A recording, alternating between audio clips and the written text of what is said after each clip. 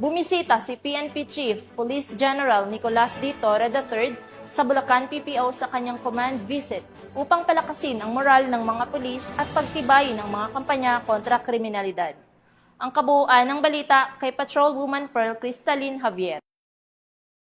Init na salubong at buong pusong tinanggap ng mga tauhan ng Bulacan Police Provincial Office si Police General Nicolas D. Torre III sa kanyang isinagawang command visit dito sa Camp General Alejo S. Santos, lungsod ng Malolos, Bulacan.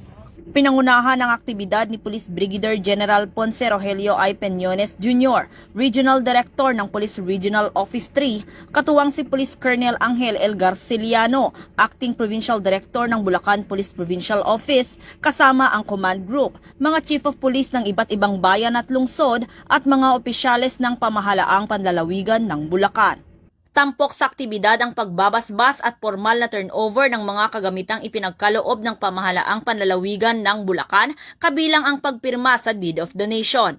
Sa nasabing seremonya, opisyal na tinanggap ng Bulacan Police Provincial Office ang 24 na unit ng motorsiklo na gagamitin sa mas pinaigting na pagpapatrolya sa iba't ibang lugar sa lalawigan.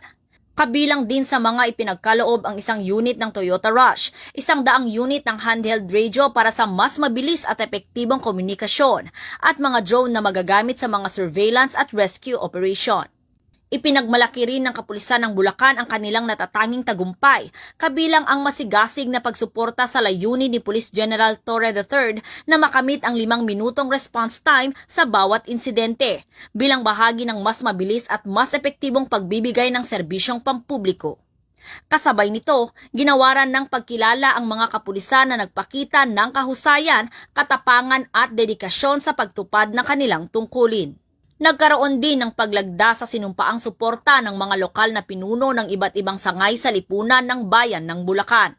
Dagdag pa rito, namahagi rin si Chief PNP ng mga sako ng bigas sa mga tauhan ng kapulisan bilang pagkilala sa kanilang tapat na paglilingkod sa bayan sa kabila ng naranasang kalamidad na hindi naging hadlang upang gampanan nila ang kanilang sinumpaang tungkulin.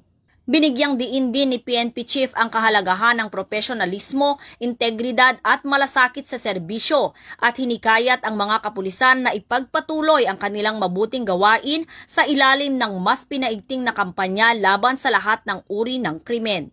Bahagi rin ng kanyang mensahe ang pasasalamat sa suporta ng lokal na pamahalaan at ng komunidad sa mga inisyatibo ng kapulisan.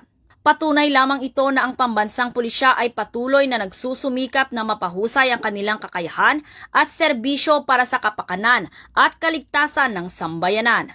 Ang pagkikipagtulungan sa pamahalaan ay isang positibong hakbang tungo sa mas ligtas, mas maayos at mas maunlad na komunidad. Mula dito sa Bulacan Police Provincial Office, ako ang inyong PNN correspondent, Patrolwoman Pearl Cristalline Javier, alagad ng batas, tagataguyod ng balitang